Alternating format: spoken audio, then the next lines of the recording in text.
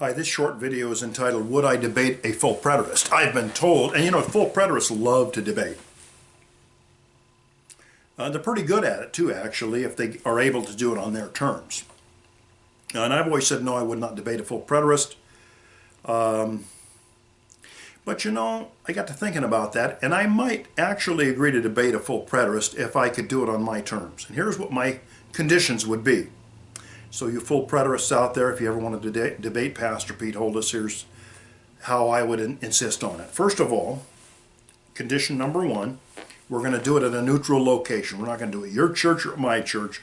We're going to find a neutral location. Secondly, because most of you full preterists, the ones that are on the cutting edge and writing all the books and doing all the videos, are out of the Restoration movement of the Church of Christ, I would insist on a second condition. Second condition would be that you have to answer a question about me, your opponent in the debate. You would have to, I have not been baptized by immersion specifically for the remission of sins in a Restorationist Church of Christ. All right? Am I in Christ or not in Christ? In other words, can a person be in Christ if he hasn't been baptized in addition to exercising faith in Christ? If he hasn't been baptized by immersion for the specific express purpose of the remission of sins in a Restorationist church. Is that person in Christ or not in Christ? Now you say, why is that important?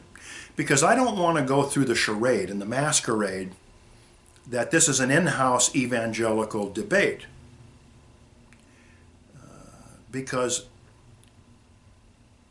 if one of these Restorationist so-called scholars or debaters was honest, what they would have to say is Pastor Pete Holdaas is not in Christ. And if Pastor Pete Holdaas drops dead in the middle of the debate, he's almost certainly going to end up in hell. Now, those of you that are evangelical Christians know that baptismal remission, as taught by the Restorationist Churches of Christ, that's outside the pale of evangelical doctrine. That's not the gospel that we preach.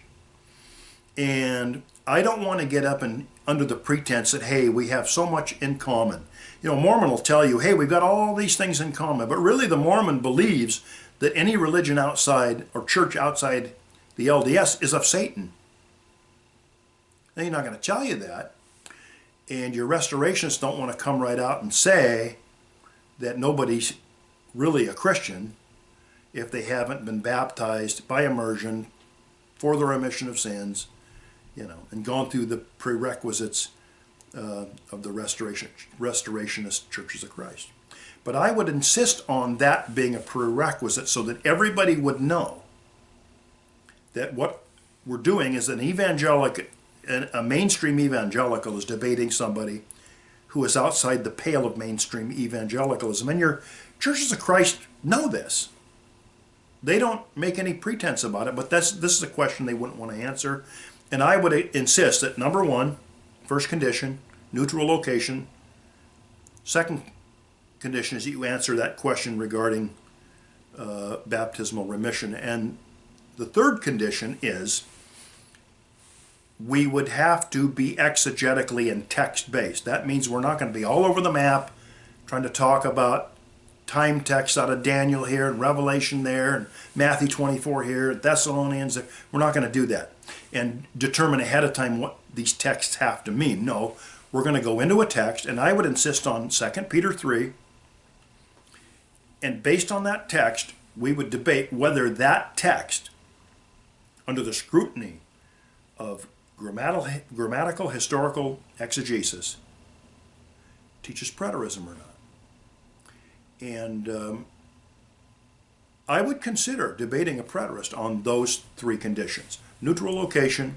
Let's come right out front and put the cards on the table about baptismal remission. And third, text-based, exegesis-based, and we go to the starting point is going to be 2 Peter 3. Now, if a full preterist would agree to those conditions, I might consider debating him. The real question isn't, would I debate the full preterist? I think the question is, would he debate me?